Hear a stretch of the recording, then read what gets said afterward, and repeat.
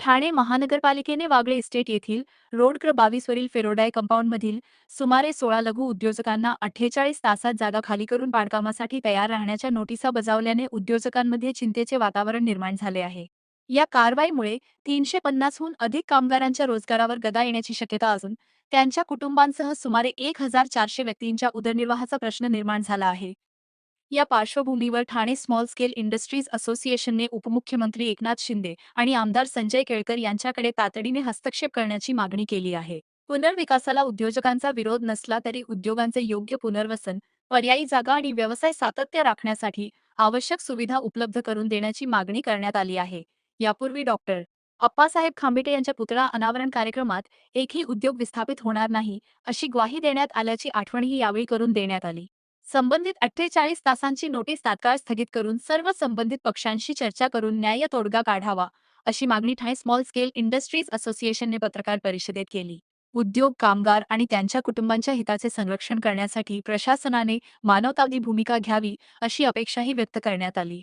Wagle industrial estate ही आशिया खंडातली क्रमांक 1 ची औद्योगिक वसाहत आहे आणि उद्योजकाच्या गाड्यांवर आपण बुलडोजर फिरवायला निघाले. ज्यांच्यावर बुलडोजर फिरवायला पाहिजे त्यांच्यावर फिरवायचा नाही आणि जे काम करणारे आहेत, कष्टकरी आहेत, जे कामगारांना न्याय देत आहेत, कामगारांना त्या ठिकाणी त्यांच्या हाताला काम देत आहेत, ज्या कंपन्यांच्या नावावर करोडो रुपयाची काळामध्ये देखील या कंपन्यांनी सामान जे आहे ते या ठिकाणी प्रोडक्शन करून पुरवलेलं आहे. असे हे उद्योजक आहेत. क्लस्टरच्या नावाखाली तुम्ही यांना उद्ध्वस्त करायला निघाले, हे योग्य नाही आहे. हे जुलूम जबरदस्ती जी महापालिकेची चालू आहे, ही जी हेकेखोरपणा आणि अतिरेकपणा जो चाललेला आहे तो कदापि सहन होणार नाही. याच्या पाठीमागे लघु उद्योजक संघटना पण ठामपणे उभी आहे आणि शेवटी लघु उद्योजक जो आहे तो जगला पाहिजे. जो काहीतरी निर्मिती करतोय त्याच्याशी आपण सुसंवाद साधला पाहिजे. त्याच्याऐवजी ही 48 तासात खाली करा हे कुठल्या नोटिसा द्यायला लागले. खालती सही कोणाची आहे? महापालिकेच्या अधिकारी गणेश चौधरी. अहो, यांनी त्या येऊरमधलं देखील एकही बांधकाम निष्कासित केलेलं नाही आणि या उद्योजकावर हे करायला निघाले. म्हणजे हा जो दुटप्पीपणा चाललेला आहे तो अजिबात योग्य नाहीये. जर का आपण हे नोटीस मागे घेऊन त्यांच्याबरोबर सुसंवाद साधला नाही, त्यांना योग्य त्या ठिकाणी त्याच ठिकाणी उर्वरित 50% आहे ती तुम्ही क्लस्टरला द्या. क्लस्टरला यांचा विरोध पण नाही, परंतु यांचे जिथे गाळे आहेत त्या फेरोडायने दिलेले, ओनरशिप केलेले, पैसे घेऊन दिलेले ते गाळे की जे 30 वर्ष काम करतायत, तर त्यांच्यावर तुम्ही बुलडोजर फिरवणार का? त्यांचा पर्यायी त्या ठिकाणी द्या किंवा आहे त्या ठिकाणीच राहून उर्वरित जी 50% जागा जी आहे क्लस्टर करता तुमच्या नियमामध्ये घ्यायला निघाले ती घ्या.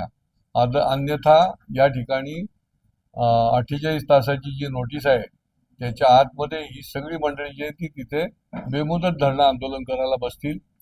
त्या ठिकाणी टिस्सा देखील त्याचं नेतृत्व करेल आणि हे लोन जे आहे ते उद्योजकांमध्ये पसरत जाईल. सर, मैं कोई भी उद्योग जिसके पास में उद्यम है, जिसके पास में जीएसटी नंबर है ऑफिशियली, उनको अगर अपना उद्योग बंद करना होगा तो उनको डेप्यूटी कमिश्नर के पास, लेबर डेप्यूटी कमिश्नर के पास में 30 दिन का नोटिस देना पड़ता है. लेबर कमिश्नर अगर परमिशन देता है तो वो उद्योग बंद होता है. वर्कर्स के सारे ड्यूज पे करने होते हैं. उसके बाद में ईएसआईसी, पीएफ, उनका भी एक ऑडिट होता है जो वो अपने समय पे होता है. 2 महीना उनको अप्लाई करने के बाद 2-3 महीने के बाद में ऑडिट होता है. उनके जो भी डिमांड्स है वो सब क्लोज होने होते हैं. ये सब होने के बाद हम उद्योग को बंद कर सकते हैं, उसके पहले बंद भी नहीं कर सकते. जब भी 48 आवर्स का नोटिस आएगा तो ये सब कहाँ से होगा? तो ये सारा का सारा हिसाब किताब वहीं का वहीं अधूरा रह जाता है और उद्योग बंद नहीं हो पाता. कोई भी बैंक का अकाउंट बंद नहीं हो पाएगा और बैंक में सब नोटिस लग जाएंगे, अकाउंट्स फ्रोजन हो जाएंगे. तो ये सब भी महानगर पालिका को सोचना चाहिए, सरकार को भी ये साथ में सोचना चाहिए. म्हणजे एकही उद्योजक क्लस्टरच्या विरोधात नाही, पण क्लस्टर डेव्हलपमेंट करत असताना ते उद्योग तिथे जे लघु उद्योग आहेत ते विस्थापित होता कामा नये ही त्यांची इच्छा आहे. कारण गेले 20 वर्ष तिथे ते व्यवसाय करतायत, ते जीएसटी भरतायत, ते प्रोफेशन टॅक्स भरतायत, ते विविध कर भरतायत, ते निर्यात पण करतायत.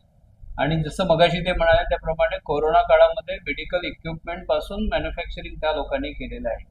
आणि त्याशिवाय ESIC आहे, PF आहे, एवढे कामगार त्यांच्यावरती अवलंबून आहे. तर त्यांना असं आपण रात्रीतनं विस्थापित नाही करू शकत. तर त्यांची एवढीच मागणी आहे की समजा तुम्ही 50% प्लॉट जो घेतलेला आहे तर उरलेल्या 50% मध्ये तिथे त्यांचं तुम्ही पुनर्वसन करा.